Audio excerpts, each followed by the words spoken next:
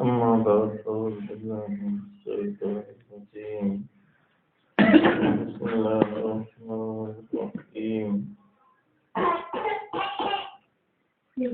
نحن أعلم بما يستمعون به إذ يستمعون إليك وإذ هم نجوى إذ يقول الظالمون إن تتبعون إلا رجلا مسحورا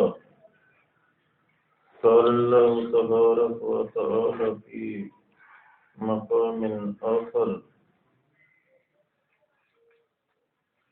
في سورة الفرقان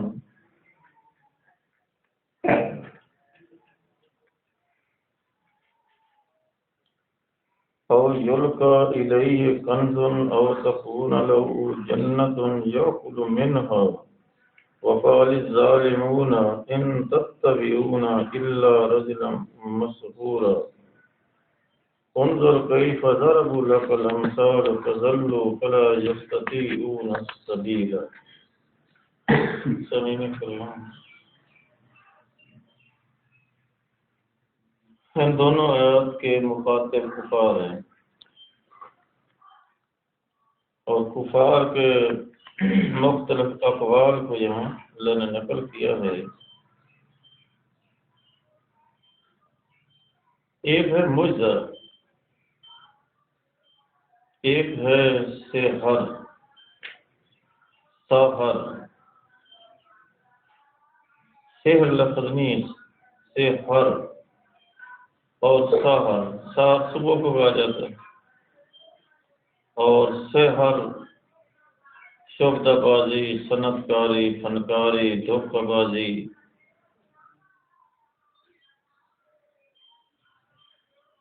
ہاتھ کی صفائی یا یہ کرتا بازی کرنے والے سکولوں کے اندر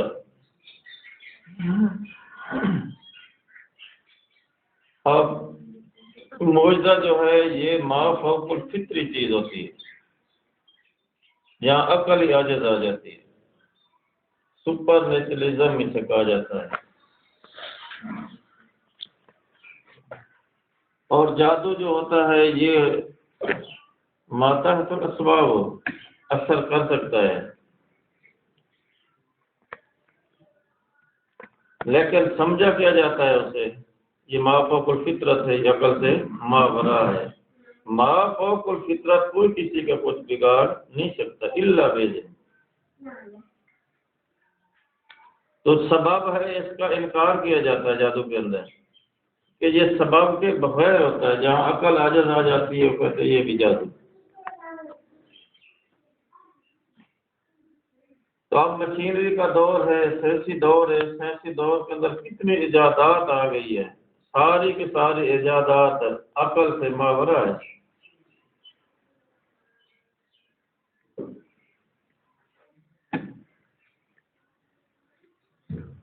مثلا پرنٹر کے دیکھ لیجیے کہ پرنٹر کے اندر ہم ڈیٹا دے رہے ہوتے ہیں، اصل حقیقت نہیں ہوتی. اصل پیچھے ہے اس کے تار کے اندر وہ سارا ڈیٹا جب باہر نکالا جاتا ہے تو تار کے ذریعے پرنٹ نکل رہا ہے. تار کے اندر سے الفاظ کیسے آ رہے ہیں؟ پیچھے والی جو حقیقت ہے وہ ہمارے سامنے نہیں آ رہی، اصل ہے.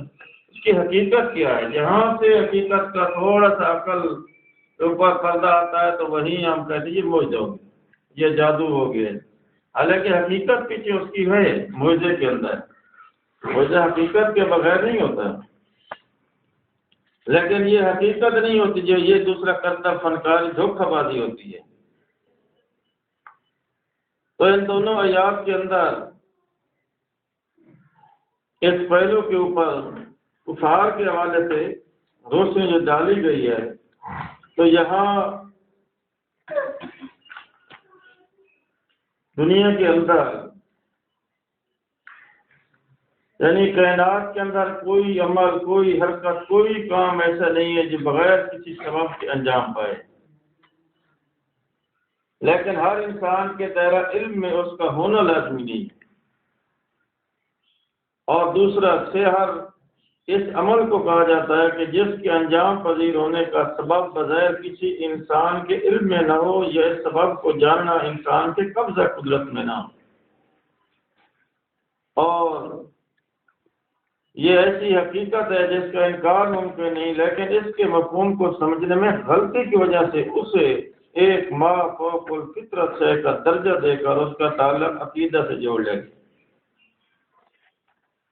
جس کے سبب اس کا شمار تمام پرستوں میں سے چلا آیا ہے. یہ صرف غلط فہمی کا نتیجہ ہے، حقیقت کچھ اور ہی ہے. اسی طرح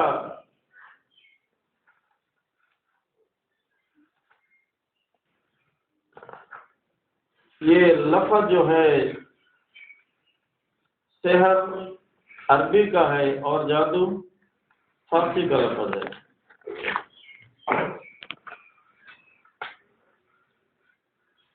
تو جادو کی مختلف معنی اور مفہوم اور اس کی قسمیں ہیں.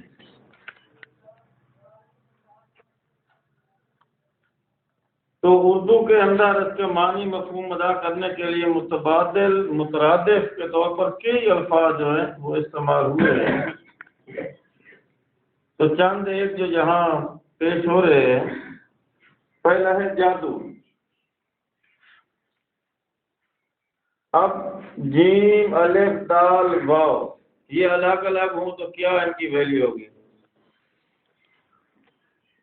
یعنی حروف تو الگ الگ ہیں. جب یہ الفاظ بنتے ہیں، الفاظ ادا کرنے سے یہ تو بڑا شیطان ہے، اس کو غصہ آئے گا ضرور. یعنی سین یا تا کا الگ تو کوئی معنی مفہوم بھی نہیں ہے، یہ نفسیاتی اثرات ہیں. تو جب یہ الفاظ مل جاتے ہیں تو خود لفظ کے اندر بھی یہ ہے کہ یہ جادو ایسا لفظ استعمال کر دیا گیا ہے کہ اگلا حیران ہو جاتا ہے. شیطانی فن ہے یہ افسون، شیطانی فن، دانش مندی، کشش، موہ لینا، عقل مندی، بدرو کا اثر. یہ الفاظ بھی ایسے رکھے گئے ہیں کہ کم علم لوگ جو ہیں وہ متاثر ضرور ہوں کہ اس کے پیچھے کوئی شے ہے جو اثر انداز ہے، اثر کر رہی ہے. اب یہ ایک فانی شیطانی ہے، یہ اس کے اندر غیر اللہ کا تصرف تسلیم کیا جاتا ہے. اسی طرح میجک، انگلش کے اندر جادو کو کہا جاتا ہے magic, witchcraft, charm, to appeal strongly, effect of evil spirit, یعنی بدروحوں کے اثرات. اور سحر عربی کے اندر کیا ہے؟ سحر، آسیب، اب اسیب کا لفظ سننے سے جب معنی نہیں آ گیا تو پریشان اگلا ہو جاتا ہے، خود بخود پریشان ہوتے ہی متاثر ہونا شروع ہو جاتا ہے۔ نہیں، اسیب زدہ ہے، یہ شیر زدہ ہے، جادو زدہ ہے، اسیب زدہ ہے، فرشتگی، قوت کے ساتھ متوجہ کرنا، نظر بندی، وہ یہ بھی میجک، اس کے لیے آتا ہے ویکڈنیس، فرانکنیس، اچینمنٹ، نیکرومینسی، سورسری، یعنی مختلف یہ الفاظ جو ہے انگلش کے اندر بھی یہ مستعمل ہیں۔ اور اسی طرح تلسم، اب یہ اردو میں کم لفظ استعمال ہوتا ہے، پہلے یہ ہوا کرتا تھا تلسم، یہ حیرت، عجوبہ، کشش کے لیے استعمال ہوتا ہے۔ اور تلسم سپیل بلڈنگ، بائنڈنگ، کسی چیز کو بینڈ کر دینا، باندھ دینا۔ اسٹون مش، ونڈر، حیران کن۔ اور چوتھا لفظ اس کے لیے استعمال ہوتا ہے شوبدہ۔ شوبدہ بعض یہ عام جو ہیں بیٹھے ہوتے ہیں مداری، جو یہ شوبدہ باز ہوتے ہیں، ورڈنگ ان کی ہوتی ہے اپنی، اور ورڈنگ ہی سے لوگوں کو کیا ہے اپنی زبان ترازی سے یہ متاثر کر کے اپنے فنکاری دکھا رہے ہوتے ہیں، سانپ بھی لڑا رہے ہوتے ہیں، اور باندھ بھی ہوتے ہیں ڈبیوں کے اندر، سارا کچھ نکال رہے ہوتے ہیں، لیکن ہوتا پیچھے کچھ نہیں ہے۔ کرتب، ہاتھ کی صفائی، عیاری، قید، صنعت، مکر و فریب، یہ شوبدہ کے معنی۔ یہ اس کو انگلش کے اندر جگلنگ کہا جاتا ہے، یعنی ڈکشنری کی سلائٹ آف ہینڈ، ہاتھ کی صفائی، اور سننگنیس، مکر و فریب، صنعت کاری، ٹریک، راستہ، اندیکھی، غیر معمولی، ما فوق الفطرت، اور غیر مرئی قوت رکھنے اور استعمال کرنے والے کے لیے آگے یہ الفاظ ہیں جن کے اندر یہ اندیکھی، غیر معمولی، ما فوق الفطرت اور غیر مرئی قوت سے کوئی بھی کام لے اس کے لیے یہ 4 الفاظ استعمال کیے جاتے ہیں۔ یہ جادوگر ہے، اور یہ ساحر ہے، اور یہ طلسم ساز ہے، یہ شوبدہ باز ہے۔ پہلے بھی 4 قسم جادو کی، ان میں سے جو عمل کر رہا ہوگا اسی نسبت سے اسے پکارا جا رہا ہوگا۔ جادوگر، میجکین، افسون ساز، دنا، عقل مند، دانش مند، ساحر، جادوگر، دانا، اور طلسم ساز، طلسم باندھنے والا، شوبدہ باز، کسب ساز، عیار، آنکھ کی صفائی دکھانے والا، بازیگر، مکار، جگلر، کنجرر، شوبدہ باز کو کہا جاتا ہے، کننگ مین، ڈیسیٹفل پرسن۔ ان کے علاوہ کہانت کے لفاظ بھی آتے ہیں ان لوگوں کے لیے۔ اب یہ ٹی وی پہ بڑے بڑے جگلر آتے ہیں، مداری، بازیگر، جادوگر، اور آخر کے اندر وہ بتا بھی جاتے ہیں کہ پیچھے کچھ بھی نہیں۔ وہ سارا کا سارا ڈرامہ کے پیچھے کیا ہوتی، کوئی حقیقت ہوتی، یا اس وقت جو سامنے تصویریں ہوتی ہے وہ کیا ہے؟ پہلی دفعہ جو دیکھے گا وہ تو حیران ہو جائے، وہ کہے گا یہ تو کوئی جادو ہو گیا۔ تو اسی طرح جہاں عقل کی کسی کی بسی ہو جاتی ہے نا، وہ متاثر ہو جاتا ہے وہاں۔ تو ان کے علاوہ کہانت، فال گوئی، شگون نکالنا کا شمار بھی جادو ہی کے اقسام میں ہوتا ہے، اور فال نکالنے والے کو کہن بھی کہا جاتا ہے۔ اب یہ کہن، کہانت، کہانی باز، یہ سارے الفاظ اب بھی معاشرے کے اندر یہ موجود ہیں۔ اور جادو کا لفظ بذات خود فارسی زبان کا ہے، اور عام میں جادو کا مطلب کسی انسان کا غیر معمولی، غیر مرئی، غیر محسوس اور اندیکھی طاقت کے ذریعے کوئی ایسا عمل انجام دینا جو قانون فطرت کے خلاف ہو، اور کسی انسان کے حواس کو اپنی پوشیدہ طاقت کے زیر اثر وقتی طور پر یہ مستقلاً معطل کر کے اسے اپنی مرضی اور پسند کے اعمال انجام دلوانا، اس کی زبان سے اپنے خواہش کے مطابق کلمات ادا کرانا، یا ایسی طاقت کے نیک و بد اثرات کے ذریعے کسی دوسرے انسان کو ذہنی طور پر اپنے قابو میں کر لینا۔ بات تو ہم پرست اور کچے عقیدے کے لوگوں کا یہ بھی خیال ہے کہ جادوگر اپنی زبان سے چند کلمات ادا کر کے انسانوں کو جانور بھی بنا سکتا ہے، پرندے کی شکل میں بھی تبدیل کر سکتا ہے۔ یعنی ایک تبدیلی جو کرنے والا جو ہے، تبدیلی جو ہے یہ معجزے کے تحت ہو سکتی ہے۔ پہاڑ سے اونٹی تو پیدا ہو گئی ہے، کوئی جادوگر کیا ہے ایسا۔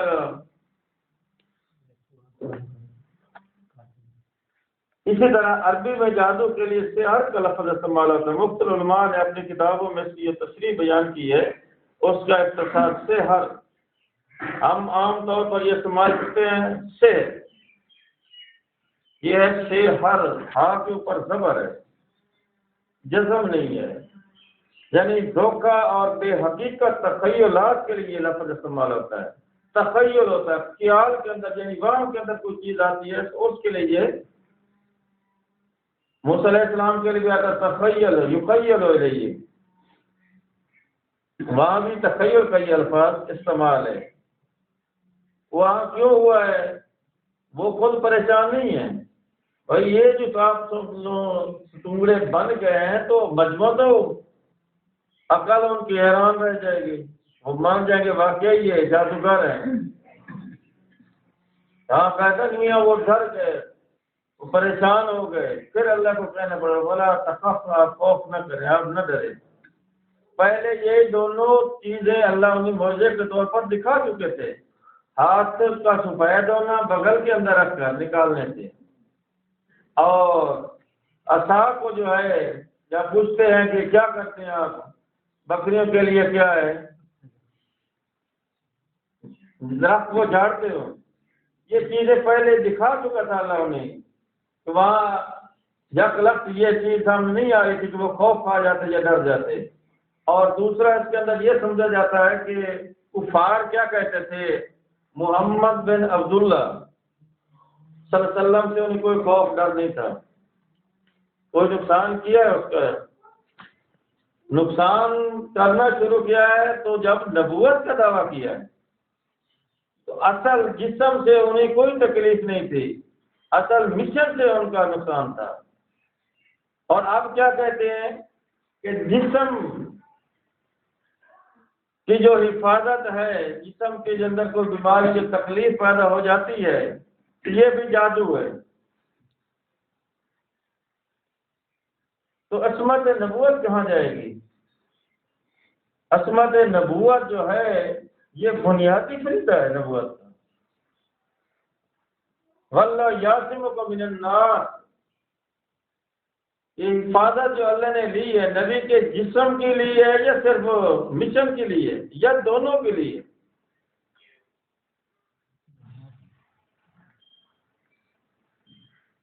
اب ایک حصے پہ یہ مشہور ہے، ایک حصے پہ کہتے ہیں کہ جادو اثر کرتا ہے، جسم پہ کرتا ہے، مشن پہ نہیں کرتا، یہ کہاں کا انصاف ہے؟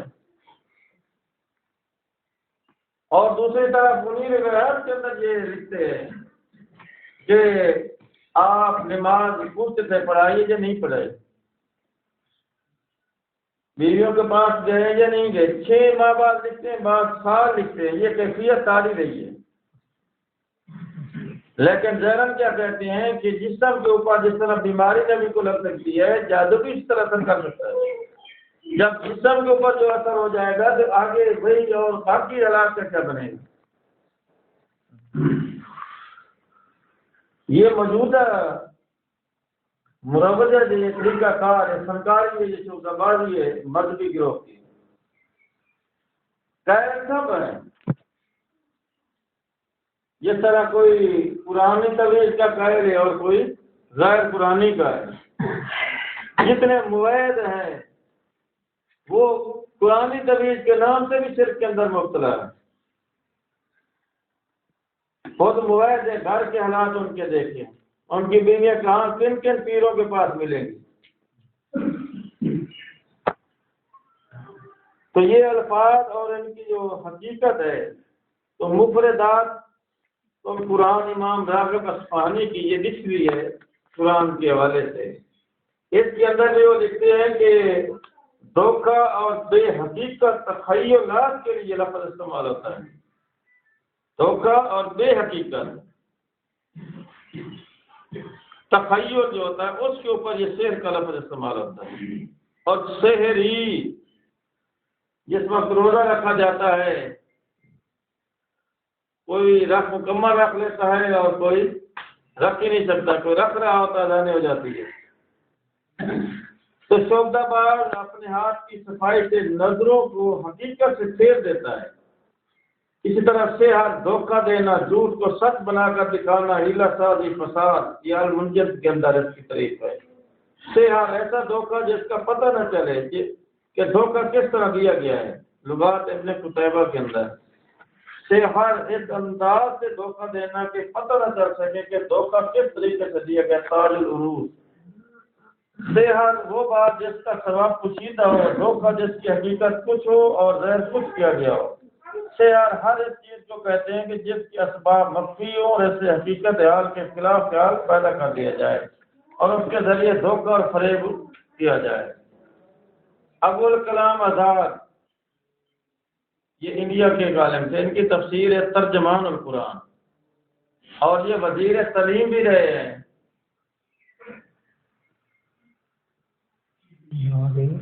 ابو الکلام آزاد انڈیا کے یہ وزیر تعلیم بھی رہے ہیں اور کلام کے یہ باپ تھے. نام احمد ہے اصل ان کا, اور پیدا بھی عرب کے اندر یہ ہوئے. والدہ جو اس کی وہ عربی تھی, وہ اثرات کلام کے اندر, شعر و ادب کے اندر اس کے اوپر وہ اثرات رہے. اور اس کے اوپر آخر میں کسی نے سوال لکھا تھا تفسیر چھپنے کے بعد کہ ایک لائن میں آپ وفات مسیح ثابت کر کے دکھائیں. جو لیٹر چھپا ہوا ہمارے پاس بھی موجود ہے. اس نے لکھا کہ قرآن سے وفات مسیح ثابت ہے, بس ایک لائن سے بھی پہلے مکا دیا. اب تفسیر کے اندر آمد مسیح ہے اور خط کے اندر وفات مسیح ہے. یہ دونوں پہلو اس کے یہ موجود ہیں. اور یہاں بھی انہوں نے لکھا ہے کہ جادو کا اعتقاد دنیا کی قدیم اور عالمگیر گمراہیوں میں سے ہے اور نو انسانی کے لیے بڑی مصیبتوں کا باعث ہو چکا ہے. قرآن نے اب سے 1300 سال پہلے اس کے بے اثر ہونے کا اعلان کر دیا, لیکن افسوس کہ دنیا متنبع نہ ہو سکی. جلد دوسری کے اندر یہ بات موجود ہے. اسی طرح سید سلمان ندوی یہ بھی لکھتا ہے سحر و جادو کوئی مؤثر حقیقی شے نہیں ہے. سورۃ آل کی آیت 69 اور 166 میں نئے اثرات کے ساتھ یہ واضح حقیقت کر دی گئی کہ خیال سے زیادہ اس کی کوئی حقیقت نہیں. یہ سیرت النبی جلد 3. خلاصہ کے طور پر کہا جا سکتا ہے کہ سحر یا جادو ایک ایسا ہمگیر لفظ ہے جس کی حد کے اندر تمام مکاریاں, ہر قسم کی شعبدہ بازیاں, فریب کاریاں موجود ہیں. روایت پرست لوگوں میں یہ قول رواج پایا ہوا ہے کہ جادو برحق ہے. روایت پرست یہ مذہبی لوگوں کو کہا جاتا ہے اور انہیں بنیاد پرست بھی کہا جاتا ہے, فنڈامنٹلزم. لیکن جادو کرنے والا کافر ہے. جادو برحق ہے, جادو کرنے والا کافر ہے. بار فارسی کا لفظ ہے, حق عربی کا لفظ ہے. جہاں بھی حق کے اوپر پردہ ڈالنا ہوتا ہے وہاں ملاوٹ لفظوں کی جاتی ہے. اب یہ بھی حق کے اوپر بار کا یہ پردہ ڈالا گیا ہے, حق کو جھٹلانے کے لیے یہ آیا ہے. شب برات, اب شب کا معنی کیا ہوتا ہے؟ رات. تو برات کا معنی کیا ہوتا ہے؟ ہمارے یہاں تو شادی کو بھی برات کہہ دیا جاتا ہے. شب برات, برات معنی بھی رات, شب معنی بھی رات. معنی کیا ہے اس لفظ کا؟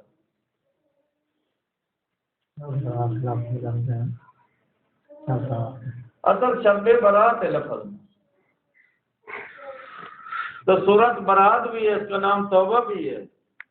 تو اصل جو ہے یہ تبرہ والی رات ہے ان کی. یہ شب برات جس کو لیلۃ القدر کا درجہ دیا جاتا ہے یہ مجوسیت کی پیداوار ہے. وہی آتش بازی اور نوافل اور ایسے رکھ کر یہ ایسا انداز ہے کہ پیچھے شیعہ پولیسی ہے. تو شب برات تو اسی طرح جادو حق ہے تو بر لگانے کی کیا ضرورت ہے؟ قرآن حق ہے، وہ کہتا ہے قرآن حق ہے، اللہ کی ہستی، رسول کی ہستی، سب حق ہے۔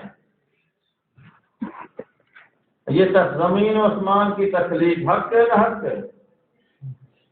اگر یہ حق ہے، سچ ہے، تو بر حق کیوں کہتے ہیں؟ حق ہے تو حق کا کرنے والا کافر کیسے ہو سکتا ہے؟ بھائی حق کو پھیلانے کے لیے نبی آتے ہیں، قرآن حق ہے، اس کی تبلیغ کرنا تو ثواب کا کام ہے، ذمہ داری ہے کہ اس کی جو تبلیغ کرے وہ کافر ہے۔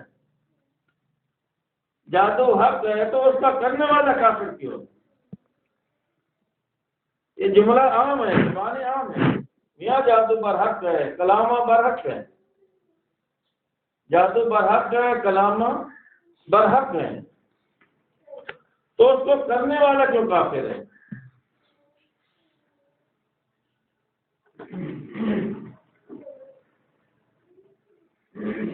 حق چیز کو پھیلانا، سچ کی ادائیگی کرنا، کرانا ثواب ہے یا گناہ ہے؟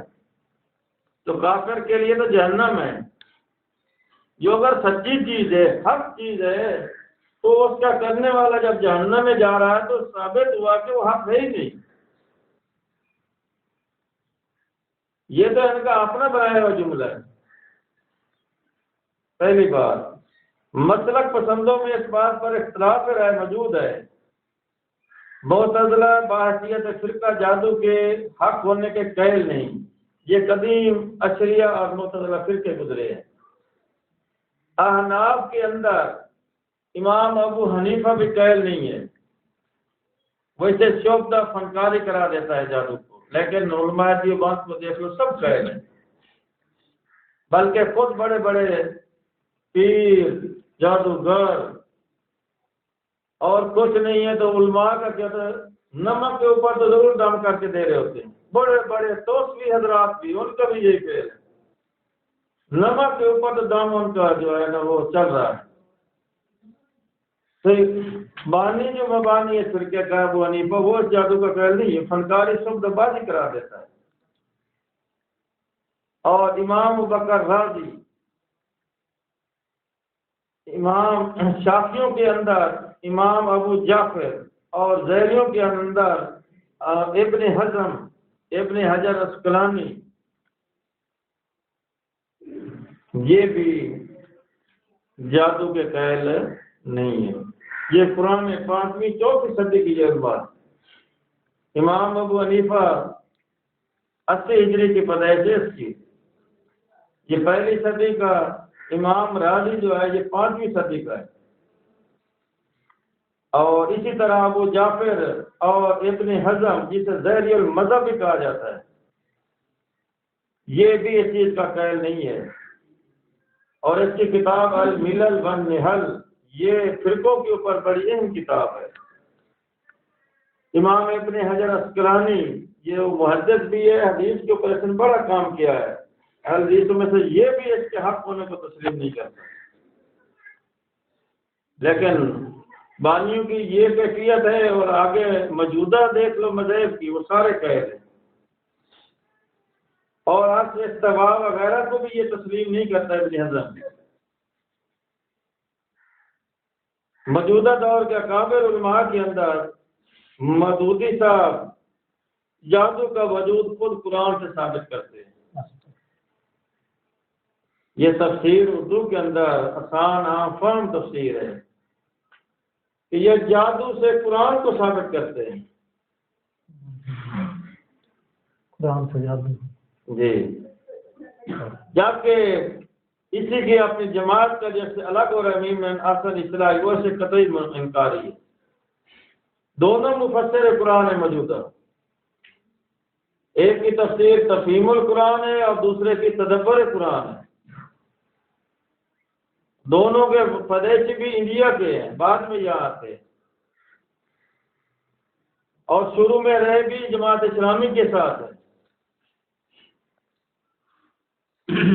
6 جلدوں میں ان کی بھی ہے، 6 جلدوں میں ان کی تفسیر ہے، دونوں کی تفسیریں موجود ہیں۔ جو بانی ہے تحریک کا وہ قیل ہے جادو کا، بلکہ تواتر بھی ثابت کرتا ہے خبریں وید۔ یہودیوں کی طرف سے جو یہ پراپاگنڈا رچایا گیا ہے اسے خبر وید قرار دیا گیا ہے کہ ایک ہی راوی ہے، لبید بن عاصم اس کا نام ہے، یہودی ہے، اور اس کی 2 بہنیں ہیں۔ یہ ایک گھر تھا جو اس فن کے اندر زیادہ مشہور تھا۔ اب یہودیوں کی کتنی کوششیں رہی ہیں کہ اس مشن کو، اور یہودیوں کے پیچھے خود مشرکین مکہ تھے، آگے فرنٹ پہ ان کے قبیلے کو لایا، قبیلہ چل کر جاتا ہے مدینہ کے اندر ربیع بن عاصم کے گھر، اور وہاں ان کی منت سمجھ کی جاتی ہے کہ آپ کا کوئی کرتب جو آپ بڑے جادوگر ہیں نا وہ چلے گئے اس نبی کے اوپر۔ اور لبیع بن عاصم وغیرہ نے کیا کیا کہ آپ کی خدمت کے اندر ایک یہودی بچہ رہتا تھا، جیسے ملازم سمجھیے نا، آپ نے رکھا ہوا تھا، تو لبیع بن عاصم کیا کرتے ہیں کہ اس کے ذریعے کنگھی بھی گھر سے چراتے ہیں، بال بھی کٹوے نبی کے لیتے ہیں، زرمان نامی ایک ویران کنواں اس کے اندر اینٹ کے نیچے اس کو رکھ دیتے ہیں۔ یہ کہانی جو گڑی گئی ہے، اور وہاں سے وہ اثر ہونا نبی کے اوپر شروع ہو گیا۔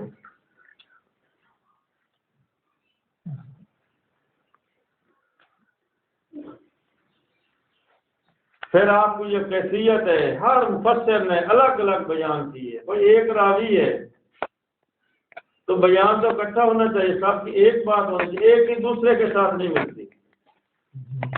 نبی کو پتہ بھی نہیں چل رہا، اور پھر جبرائیل آ کر بتا رہا ہے۔ پھر آخر جو صورتوں کا جو شان نزول ہے وہ بھی اسی واقعے کے ساتھ ایسا جوڑ دیا گیا کہ علامات، حالانکہ یہ دونوں صورتیں مکی ہیں، مدنی میں یہ یاد رکھیے، آخری دونوں صورتیں والناس اور سورت فلق، یہ چھوٹی صورتیں ہیں، مختصر صورتیں ہیں، یہ مکی صورتوں کی علامت ہے۔ اور جو مدنی صورتیں وہ طویل اور لمبی ہیں، جیسے سورہ بقرہ دیکھ لو، 2.5 سپاروں تک ہے۔ یہ کیفیت ہے ان صورتوں کے شان نزول کی۔ اب اہل حدیثوں کی ایک تفسیر چھپی ہوئی ہے جوناگڑھی کی، یہاں میں ان صورتوں کو مدنی انہوں نے لکھا ہے۔ جب شاہ آفاق کمپلیکس نے شائع کیا انہوں نے دونوں صورتوں کو مکی لکھا ہے۔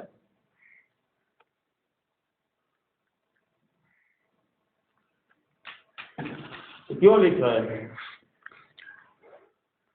یعنی اپنے مسلک پرستی کے لیے شان نزول کو بھی لوگوں نے تبدیل کر رکھا۔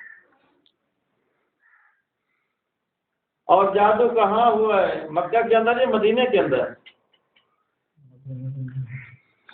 جادو کا جو ڈھونگ رچایا گیا نبی کے اوپر، یہ مکی ہے یا مدنی ہے؟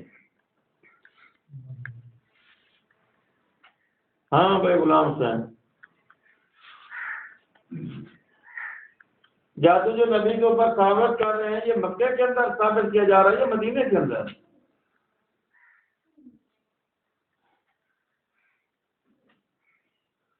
یہودی مکہ کے اندر نہیں تھے، یہودی قبائل اور خزرج وغیرہ یہ مدینہ کے اندر تھے۔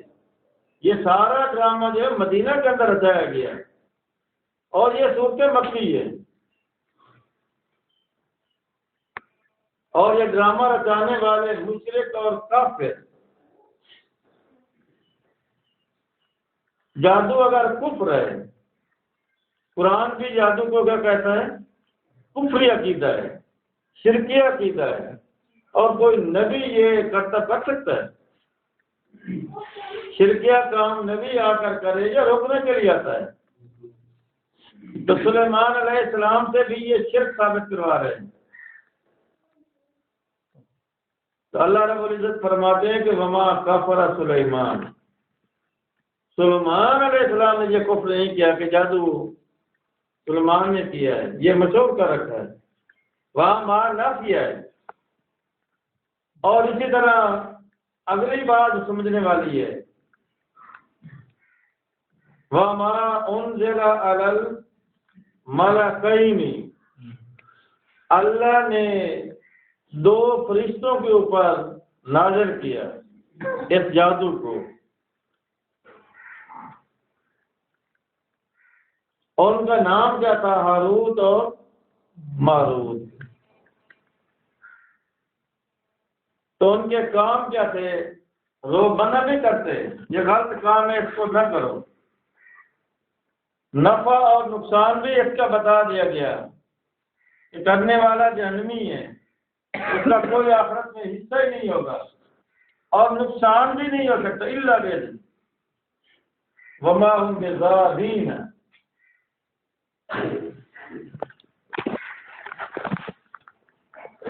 تو آزمائش کے لیے میاں ان کو اتارا گیا، سوال انہوں نے کیا تو اللہ نے ان کی جنس تبدیل کر دی، جذباتی بنا دی، شہواتی بنا دی، اور جادو اور فرشتوں کی جنس تبدیل کرنا یہ کام کا انصاف ہے۔ پھر ان 2 جادوگر بنا دیا ان فرشتوں کو، ایک کا نام مکائیل اور دوسرے کا نام جبریل، یہ لکھتے ہیں نعوذ باللہ، اور وہ کام بتاتے، میاں بیوی کے درمیان جدائی کرتے۔ ایک زہرا نامی لڑکی جو ہے وہ ان کے پاس جاتی ہے کہ مجھے کوئی اسم اعظم آپ بتائیں کہ میں بھی اسم اعظم کے ذریعے آسمانوں پہ چلی جاؤں۔ وہ منع کرتے ہیں۔ پھر 3-4 چیزیں، ان میں سے آخری جو ہے انہوں نے قبول کی، شراب کا پینا، یعنی میں عصمت فروشی اس وقت کروں گی جب آپ یا تو شرک کریں، کفر کریں، اس طرح جو تیسری چیز بھی ہے۔ تو شرک بھی انہیں گوارا نہیں تھا کہ اللہ کے ساتھ براہ راست کرنا، تو انہوں نے شراب یہ ہلکا گناہ سمجھ کر اس کو یہ پی لیا، تو وہ پینے کے بعد وہ برائی کے فعل کے اندر مبتلا ہو گئے، اور انہوں نے وہ جادو اسم اعظم جو تھا وہ بھی سکھا دیا۔ زہرا نامی عورت آسمانوں پہ چلی گئی، اور وہ جو تھے 2 ملائکہ وہ الٹے کنویں کے اندر لٹکائے گئے، آج تک وہ کنویں کے اندر آگ بھی ان کی جل رہی ہے اور سزا بھگت رہے ہیں۔ توبہ طیب ہوئے تو اللہ نے ان کو فرمایا کہ میاں دنیا کی سزا لینا چاہتے ہو یا آخرت کی؟ انہوں نے دنیا کے قبول کی، دنیا کی سزا کے اندر وہ مبتلا ہے، اور وہاں سے وہ زہرا جو ہے وہ زہرا ستارہ بھی بنا دیا گیا۔ یہ پوری کہانی گھڑی گئی ہے، اندازہ کرو ملائکہ کے اوپر یہ کتنا الزام ہے۔ ملائکہ کے اندر یہ جذبات بھی نہیں ہے، احساسات تک نہیں ہے یہ چیز، اور کھانے پینے کی تو حص نہیں ہے ان کے اندر، اور یہ جذبات اور یہ قصے اور کہانیاں کہاں سے چلی، کہاں تک ان کو پہنچا کر کس نتیجے کے اوپر پہنچا دیا گیا۔ یہ جادو کی مہربانیاں، پہچان نبوت کو بھی معاف نہیں کیا، دار کر کے رکھ دیا۔ حالانکہ وما کفر سلیمان، فرمایا کہ یہ کفر ہے، سلیمان علیہ السلام نے یہ کفر نہیں کیا۔ اور یہ 2 واقعات ہاروت ماروت، یہ تہذیب بابلی ہے، تو بابلی تہذیب اس وقت عروج کے اوپر تھی، جس طرح ہمارے یہاں مغلیہ تہذیب جو رہی ہے، اس دور کے اندر یہ کاہن اور یہ جادوگر یہ بڑے مشہور تھے، اور آج یہ چیزیں ساری سائنسی حوالے سے الیکٹرانک کے اندر یہ تبدیل ہو چکی ہے، اور میڈیا کے ذریعے ان کو پیش کیا جا رہا ہے۔ تو اس آیت کے اندر اللہ نے نہ ملائکہ نازل کی ہے، نہ ان کی آزمائش کی ہے، نہ ملائکہ اس چیز کے لائق ہے، بلکہ یہ 2 پیر تھے اس وقت کے، نہ کسی فرشتے کا یہ نام ہے ہاروت ماروت، یہ بابلی تہذیب کے اس وقت کے دو بڑے سردار، بڑے پیر تھے جن کے یہ نام لیا گیا ہے۔ آج بھی پیر آتا تو گھر کے اندر کتنی عزت عظمت، اتنی ماں باپ کی نہیں ہوتی جتنی اس پیر کی قدر اور ویلیو ہوتی۔ پلنگ کے اوپر بٹھایا جاتا ہے، کون ہے؟ پیر سائیں آ گئے۔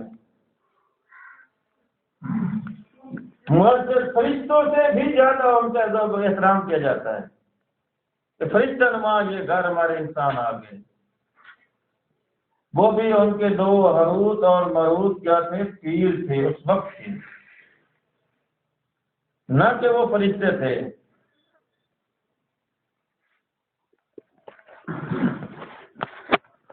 ابو الکلام آزاد نے جنہیں دو شخص قرار دیا ہے، اور بھی کافی مفسرین ہیں جنہیں فرشتہ کی بجائے جنہیں انسان قرار دیا ہے، اس وقت کے پیر قرار دیا ہے، بزرگ ان کے قرار دیا ہے، اور بات بھی یہی بن گئی ہے۔ تقدس تھا، آج جس طرح اس سے بڑھ کر تھا، تو بابلی تہذیب اس وقت عروج کے اوپر تھی، اور عروج کی وجہ سے پھر تکابر بھی نبوت کے ساتھ ہوا ہے۔ فرعون جب بازی ہار رہا ہے تو اس وقت بلاتا ہے جادوگروں کو، بس یہ تو آخری تو فنکاری کر کے دکھائیں گے۔ تو نبیوں کو جو جادوگر کہہ رہا ہے کافر ہی کہتا ہے، تو کافروں نے نبیوں کو جادوگر، سحر، مجنون، دیوانہ، کاہن، مختلف الفاظ کے ساتھ انہوں نے پکارا ہے، اور قرآن نے ان کو نقل کر کے رکھ دیا ہے۔ یہ بابلی تہذیب،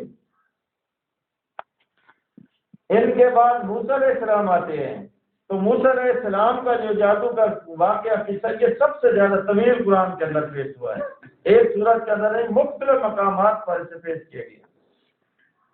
سلیمان علیہ السلام کا تو ایک مقام پہ آیا بس، اور یہ تہذیب اور کلچر وہاں کامیاب نہیں ہوتے۔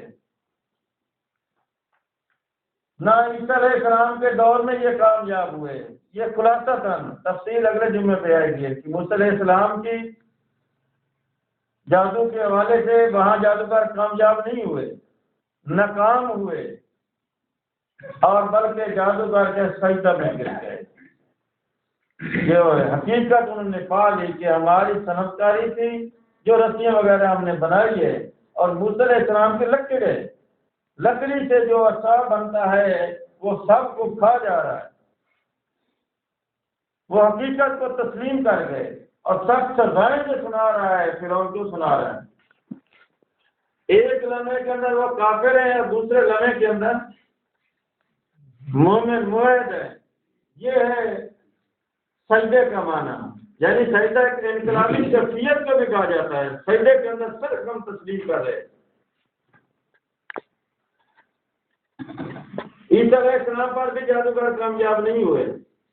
اب آخری نبی کے اوپر سارے جادوگر بلکہ عورتوں کو کامیاب کروا کے دکھا دے، ہے پیسے مسلمان بھائی آخری نبی یا وہی تو آنی نہیں ہے، وہی جو ہے بتا دے حقیقت کو۔ لیکن قرآن کیا کہتا ہے؟ قرآن نے دو ایسے یہ پیش کی ہے۔ ان آیات کے جو مخاطب ہیں وہ کفار ہیں۔ وَإِذْ قَرَأْتَ الْقُرْآنَ جَعَلْنَا بَيْنَكَ وَبَيْنَ الَّذِينَ لَا يُؤْمِنُونَ بِالْآخِرَةِ حِجَابًا مَسْتُورًا، اور جب تم قرآن پڑھا کرتے ہو تو ہم تمہارے اور ان لوگوں کے درمیان جو آخرت پر ایمان نہیں رکھتے ایک کشیدہ حجاب کر دیتے ہیں۔ اور وَجَعَلْنَا عَلَىٰ قُلُوبِهِمْ أَكِنَّةً أَن يَفْقَهُوا فِي آذَانِهِمْ وَقْرًا وَإِذَا قَرَأْتَ رَبَّكَ فِي الْقُرْآنِ وَحْدَهُ وَلَّوْا عَلَىٰ أَدْبَارِهِمْ نُفُورًا، اور ان کے دل و دماغ پر بھی پردہ ڈال دیتے ہیں اور اسے سمجھ نہ سکے، اور ان کے کانوں میں شکل پیدا کر دیتے ہیں۔ اور جب تم قرآن سے اپنے رب کی وحدانیت کا ذکر کرتے ہو پھر قرآن وحدہ وَلَّوْا عَلَىٰ أَدْبَارِهِمْ نُفُورًا، تو وہ بدل جاتے ہیں، پیٹ پھر کر چل جاتے ہیں۔ یعنی دوسروں کو ملایا جائے تو خوش ہوتے ہیں، دوسرے مقام پر ہے، اور جب اللہ وحدہ لا شریک کا نام لیا جائے تو ان کے دل جو ہیں ان کے اندر فرحت پیدا ہو جاتی ہے۔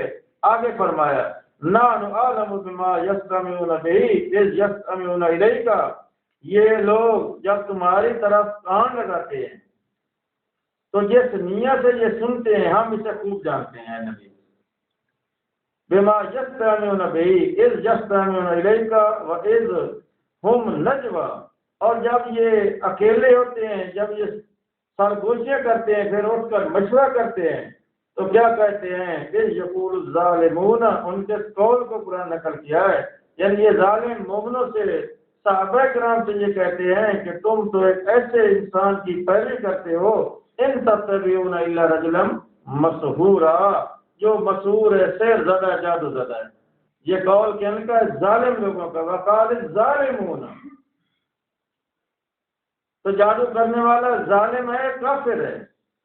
یہ کہتے ہیں جادو حق ہے، کرنے والا کافر ہے۔ بھائی حق کا بجا لانے والا کافر کہتے ہو، حق ہے تو حق والا تو سچا ہونا چاہیے۔ انظر کیف ضربوا لک الامثال، دیکھو انہوں نے کس طرح تمہارے بارے میں یہ باتیں بنائی ہیں، فضلوا فلا یستطیعون سبیلا، اور یہ گمراہ ہو رہے ہیں اور کبھی راستہ پا ہی نہیں سکتے۔ اور یہی بات دوسرے مقام پر بھی اللہ نے بیان کی، الفاظ جو ہیں ان کے ملتے جلتے ہیں۔ یہاں اللہ نے واضح کر کے فرمایا، وقالوا ما لهذا الرسول، وہ کافر کہتے ہیں کہ یہ کیسے رسول ہو سکتا ہے، یاکل الطعام ویمشی فی الاسواق، جو کھانے بھی کھاتا ہے، بازاروں کے اندر بھی چلتا ہے، یہ رسول کیسے ہو سکتا ہے؟ آج بھی کہتے ہیں نا، کوئی عالم دین ہو یا کوئی بازاروں میں چل پھر رہا ہے، بازاروں کے اندر تو بدماشوں کا چلنا چاہیے، کسی کے نیک صالح انسان کا حق ہی نہیں بازار کے اندر آنا جانا۔ یہ آج بھی مجوب سمجھا جاتا ہے، امام مسجد ہو، خطیب ہو، کوئی بھی ہو، عام میلے ٹھیلے کے اوپر بھی اس کو دیکھ لیا جائے تو وہ بھی مجوب سمجھا جاتا ہے کہ اس کے لیے شان بھی نہیں ہے، لائق بھی نہیں ہے۔ ہمارے حاجی دیوہ خان جو تھے وہ پہلی دفعہ آئے اور سن کے اوپر پہلے ہی سال چلے گئے تھے، سب لوگوں نے داڑھی اور شرم اور حیا اور لعنت بھی کی کہ بھائی ایک حاجی کا اب تو رک جانا چاہیے، سنگ میلے کن کے کافروں کی وہ کرتے ہیں، یہ مسلمانوں کا نہیں ہے سنگ میل، مجوب سمجھا جاتا ہے، تہجد کی اذان دینا اور سنگ میلے دیکھنا۔ اور اسی طرح نبیوں کے بارے میں یہ کفار کہتے ہیں وہ کھانا کھاتا ہے، بازاروں کے اندر چلتا ہے، تو یہ نبی کیسے ہو سکتا ہے؟ لولا انزل علیہ ملک فیکون معه نذیرا، بلکہ کیا ہونا چاہیے کہ اللہ کیا کرتا کہ اس کے ساتھ کوئی فرشتہ بھی نازل کرتا، تو اللہ نے اس کے ساتھ فرشتہ کیوں نہیں نازل کیا؟ فیکون معه نذیرا، کہ وہ ڈراتے اور لوگ اس کو دیکھتے۔ اور یلقی الیہ کنز، اور دوسری کیا ہے نبی کے ساتھ کہ آسمان سے اس پر کنز خزانہ اتارا جاتا اور تکون له جنت، یا اس کے لیے کوئی باغ ہوتا ہے، یا کل منہا، جو اس سے کھاتا۔ وقال الظالمون، وہاں آتا ہے اذ یقول الظالمون، یا وقال الظالمون، الفاظ ملتے ہیں، وقال الظالمون ان تتبعون الا رجلا مسحورا، یہ کہ یہ ان ظالم لوگوں کا یہ قول ہے کہ صحابہ کرام کس کی پیروی کرتے ہیں؟ جادو زدہ کی۔ آج ہم نے تسلیم کر لیا ہے کہ واقعی ہمارا نبی کیا تھا؟ جادو زدہ تھا، نعوذ باللہ۔ یہی سٹیجوں کے اوپر بیان ہوتا ہے، تسلیم بھی یہی کروایا جاتا ہے۔ بھائی کہتے کافر ہیں، تانا دے رہے ہیں صحابہ کو، بھائی بعد آ جائیں، یہ رک جائیں، اس کی پہلی تابعداری چھوڑ دیں۔ قول کفار کا ہے، مشرکین مکہ کا قول ہے، تو عمل آج یہ مسلمان کہہ رہا ہے کہ واقعی ہمارا نبی جادو زدہ، اس کے اوپر جادو ہو گیا۔ انظر کیف ضربوا لک الامثال فضلوا فلا یستطیعون سبیلا، اے رسول دیکھو یہ تمہارے بارے میں کیسی مثالیں گھڑتے ہیں، بس یہ گمراہ ہو گئے ہیں اور انہیں فلا یستطیعون سبیلا، کوئی رستہ نظر ہی نہیں آتا۔ یعنی یہ دو آیات شہادت دے رہی ہے کہ نبی مسحور نہیں ہے، جادو زدہ نہیں ہے، اور یہ قول قرآن کا نہیں ہے، اللہ کا نہیں ہے، یہ قول کفار کا ہے، اور کفار یہ بات کہہ رہے ہیں۔ اگر آج مسلمان یہ کہے کہ عام طور پر کیا جاتی ہے 14ویں صدی کا یہ ملا نہیں مانتا جادو. بھائی ملا تو نہیں مان رہا تو نبی کے اوپر تم تو مان رہے ہو. یہ کافروں کا عقیدہ ہے، جادو کفر ہے، شرک ہے، یاد رکھیے. اور یہ کافروں کا عقیدہ ہے ایسا، یہ شبہ بازیاں ہیں اور تفسیر اگلے جمعے پہ آئے گی ان کی. تو ہمارے نبی کے اوپر نہ جادو ہوا نہ جادو زدہ ہے، نہ آخری دونوں صورتیں جادو کے حوالے سے نازل ہوئی ہے. تفسیر ان کی آگے آ رہی ہے. اللہ سے دعا ہے کہ وہ صراط مستقیم پر ثابت قدم رکھے.